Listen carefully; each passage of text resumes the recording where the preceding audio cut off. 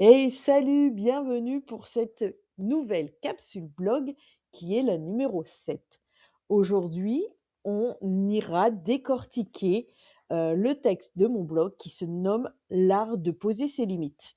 Je t'invite à aller lire le texte complet avant d'écouter cet audio. Tu peux retrouver le lien en descriptif qui t'emmènera directement sur mon blog.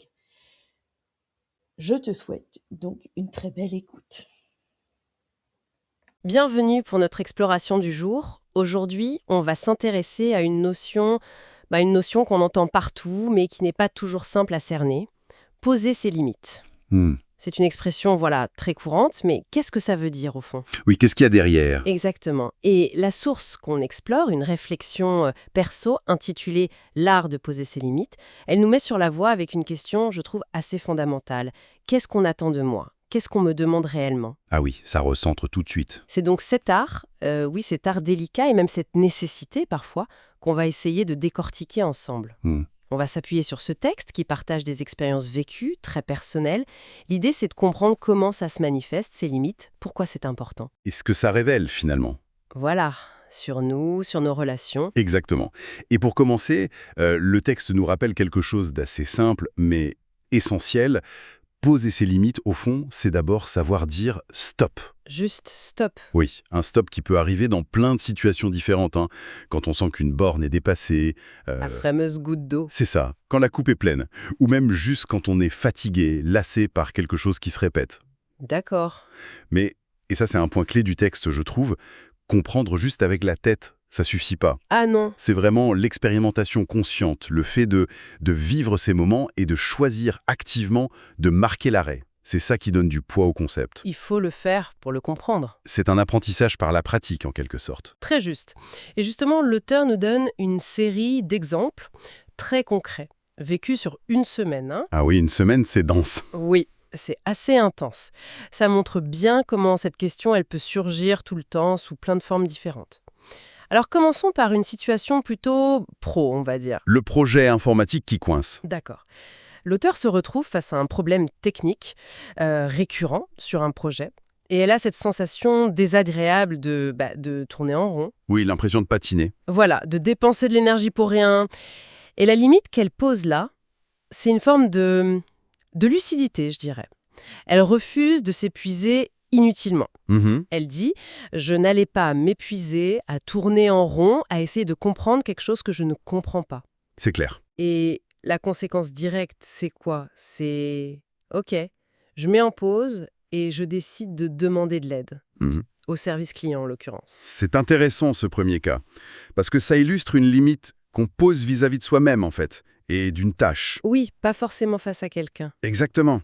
C'est reconnaître de manière assez pragmatique ses propres limites, techniques ici, ou peut-être juste de patience, hein. Oui, possiblement. Et plutôt que de s'acharner, ce qui est souvent un peu valorisé mais à tort, L'acharnement stérile, oui. voilà, elle choisit l'efficacité et l'autopréservation. Il y a une certaine sagesse là-dedans. Savoir dire stop à ses propres efforts quand ils deviennent contre-productifs. Et chercher une ressource externe. Tout à fait. C'est une limite qui préserve l'énergie pour ce qui est utile. Ça montre bien que poser une limite, ce n'est pas forcément une confrontation avec quelqu'un d'autre. C'est une bonne nuance, oui. Alors, passons à une autre sphère, plus relationnelle. Le deuxième cas, le partage prématuré. Ah. L'auteur, elle se confie sur un projet important pour elle à une personne qu'elle considère de confiance. D'accord. Sauf que cette personne en parle publiquement avant même que l'auteur ait eu le temps ou l'envie de le faire elle-même. Oups. Forcément, ça crée un gros agacement, un sentiment d'intrusion, quoi. On imagine, oui. Et face à ça, l'auteur essaye d'exprimer son mécontentement, de poser une limite en quelque sorte. Et alors? La réponse qu'elle reçoit, elle minimise complètement l'impact. Genre, c'est bon, j'ai supprimé, personne n'a vu. Ah oui, le fameux « c'est pas grave ». Voilà. Et l'auteur le note elle-même, avec une pointe de frustration, je crois. Sur ce coup, je n'ai pas bien posé mes limites. Ah, ce cas-là, il touche un point sensible, hein. C'est le décalage entre ce que l'on ressent, l'impact sur soi, Oui, et la réaction de l'autre qui le nie ou le minimise. L'auteur insiste bien « moi, j'ai vu et c'est ce qui compte ». c'est ça. Son espace, son timing à elle ont été violés. Exactement. Et la tentative de l'autre de balayer ça d'un « personne n'a vu, sous-entendu, il n'y a pas mort d'homme, Ça ignore complètement le ressenti. totalement. Et ce qui est peut-être perçu comme un échec par l'auteur, c'est que sa limite, une fois exprimée, n'a pas mené à une reconnaissance de cet impact par l'autre. Oui, elle n'a pas été entendue en fait. Voilà. Une limite, souvent, elle n'est vraiment reçue que si notre vécu est au loin entendu. Pas forcément validé, mais entendu. Peu importe l'intention de l'autre d'ailleurs, c'est le résultat sur soi qui motive la limite. Oui, cette notion de validation du ressenti, elle est hyper importante. Mais alors, comment on fait quand l'autre reste dans la minimisation, dans le déni? Mais c'est toute la difficulté justement. Parfois, poser la limite, c'est d'abord pour soi. Clarifier ce qui n'est pas acceptable pour nous. Même si l'autre ne comprend pas? Même si l'autre ne comprend pas ou ne reconnaît pas, la limite, elle sert à protéger notre intégrité. Après, si le message passe vraiment pas, ça peut vouloir dire qu'il faut ajuster la relation ou la distance. D'accord. On y reviendra peut-être. Oui, avec les réflexions finales de l'auteur sûrement. Ok. Troisième situation. On revient à des interactions plus ponctuelles, mais qui en disent long aussi.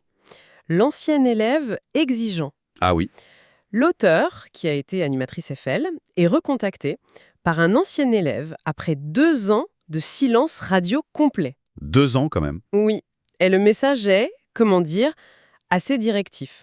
Je suis revenu, on se voit. Carrément. Pas de bonjour, rien. Apparemment pas. Une exigence, quoi. Impressionnant. Et la réponse de l'auteur est tout aussi directe. Non, je ne suis pas disponible. Clair, net, précis. Bam. Et ce refus net, ça provoque quoi? Une réaction d'offuscation chez l'élève, il enchaîne sur des suppositions, Tu ne fais rien. puis une accusation. Tu me parles mal juste parce que l'auteur a demandé à quel moment suis-je à sa disposition. C'est incroyable. Et la conclusion de l'auteur est logique et un peu cinglante. Pardon, mais j'ai une vie et je ne l'ai pas attendue pendant 2 ans pour vivre. Voilà une limite posée avec une fermeté remarquable, face à ce qui semble être une attente complètement déraisonnable et irrespectueuse en plus. Totalement. Le non est clair, sans fioriture. Et la justification qui suit, j'ai une vie, ça réaffirme un truc fondamental. Notre temps, notre disponibilité, ça nous appartient.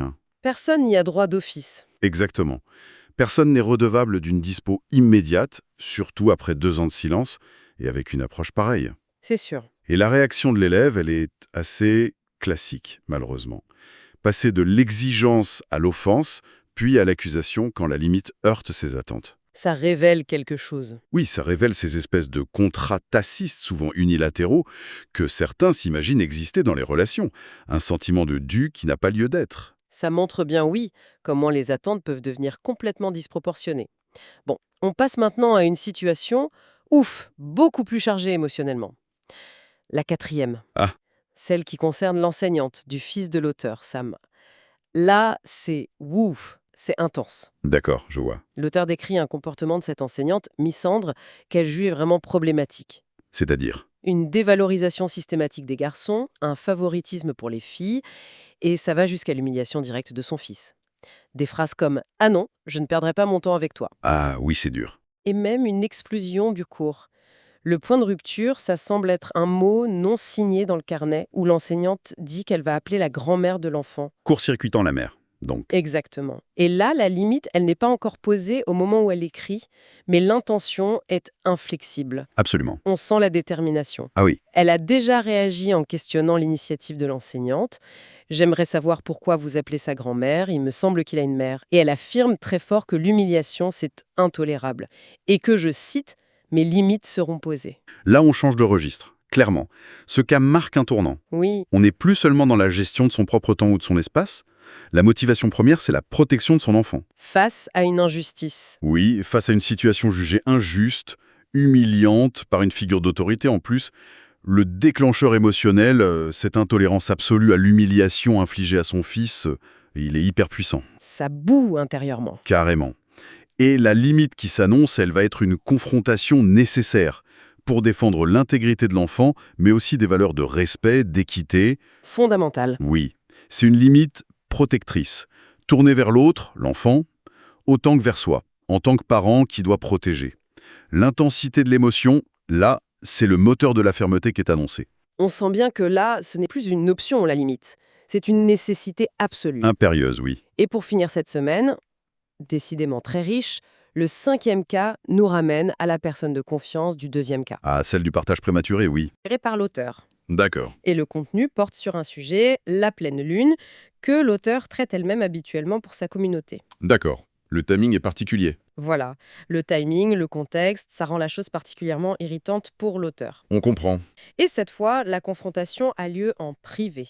L'auteur exprime clairement qu'elle voit ça comme un nouveau dépassement de limite. Une récidive en quelque sorte. Oui, un manque de respect pour mon travail, ce que je prends le temps de préparer et de proposer. Et la défense de l'autre, Encore, une forme de dénégation. ou d'ignorance faite.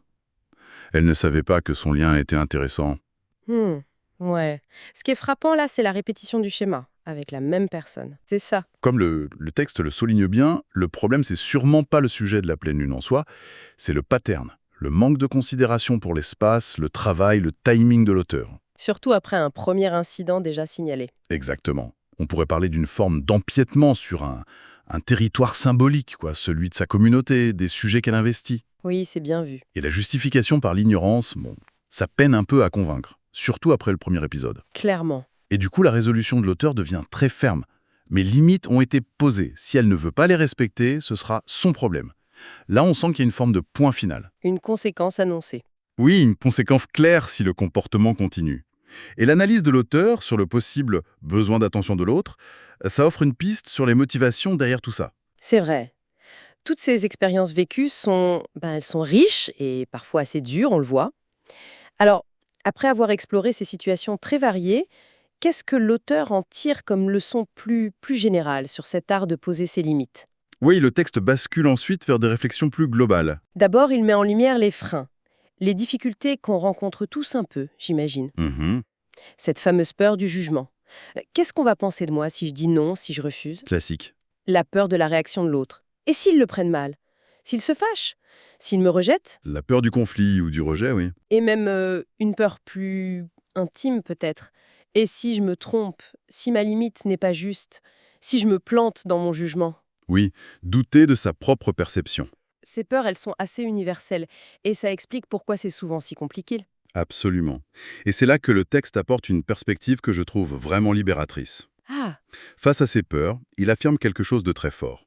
On a le droit de se réajuster, de se tromper et de revoir ses limites tant que nous en prenons conscience. ah oui, ça c'est fondamental. Oui, ça dédramatise complètement l'acte de poser une limite. Ce n'est pas graver un truc dans le marbre pour toujours. C'est pas définitif. Non, c'est un processus. Dynamique, personnel, évolutif. Nos limites d'aujourd'hui, c'est pas celles d'hier, une celle de demain. Elles bougent avec nos expériences, notre connaissance de nous-mêmes. On apprend, on ajuste. Voilà. L'important, comme le dit l'auteur, c'est de savoir où on se situe et où on a envie de les poser, à un moment donné. C'est un exercice continu d'écoute de soi et d'ajustement. Cette idée de processus, d'ajustement continu, elle est vraiment clé. Et on dirait qu'elle mène l'auteur à travers les expériences de cette semaine-là vers une clarification, un renforcement de sa position. Oui, tout à fait. Elle parle d'une phase de réajustement, mais qui débouche sur une décision très claire pour l'avenir, une tolérance zéro face au manque de respect. C'est ça. Que ce soit envers elle, son travail, ou simplement le temps et l'énergie qu'elle investit. On sent une fermeté qui s'est construite petit à petit.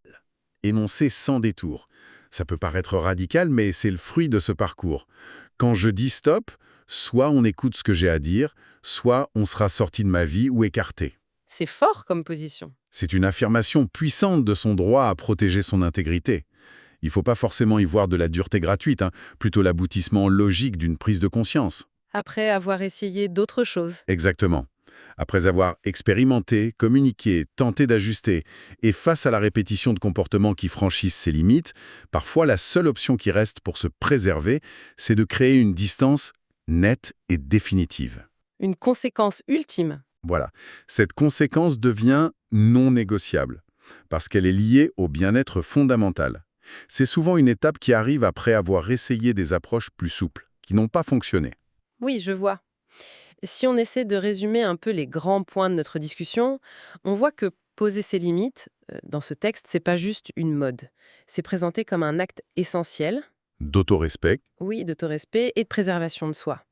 L'action clé, c'est ce stop qu'on dit consciemment. Mhm.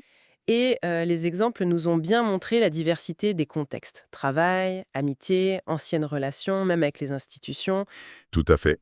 Et surtout, ils ont illustré que c'est un cheminement personnel, parfois inconfortable, fait d'essais, d'erreurs, d'ajustements, et ça évolue avec nous. C'est ça.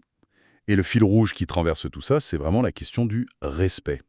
Le respect de soi, d'abord. C'est la source même de notre capacité à identifier et poser nos limites. Sans ça, on ne sait même pas où elles sont. Exactement.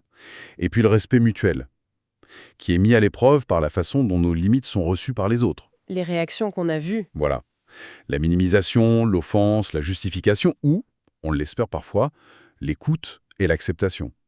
Ces réactions en disent long sur la qualité de la relation, sur la reconnaissance de l'espace de chacun. c'est un bon indicateur en fait. Oui, savoir poser ses limites, c'est aussi une forme d'invitation lancée à l'autre. Reconnais mes besoins, mon espace, comme moi je m'efforce de reconnaître les tiens. C'est pas toujours simple évidemment, mais le texte le présente comme une nécessité pour garder son équilibre, son intégrité. C'est clair. Et pour laisser peut-être une piste de réflexion après notre échange, cette idée d'évolution des limites que le texte mentionne, elle est particulièrement intéressante. Elles évoluent également, dit l'auteur. Oui, ça pourrait peut-être nous inviter, chacun, à un petit exercice d'introspection. Se demander comment nos propres limites ont bougé avec le temps. Ah, intéressant comme question. Est-ce qu'il y a des choses qu'on acceptait avant et qui sont devenues inacceptables aujourd'hui? Ou à l'inverse, peut-être des rigidités qu'on a réussi à assouplir. Hmm. Et finalement, qu'est-ce que cette évolution de nos frontières personnelles nous apprend sur notre propre cheminement, sur nos prises de conscience et sur ce qui est aujourd'hui vraiment essentiel pour nous? Et voilà, c'est fini. J'espère que cette capsule blog vous aidera, vous aussi, à poser vos limites. Je vous dis à très vite dans 15 jours pour une prochaine capsule blog. Prenez soin de vous.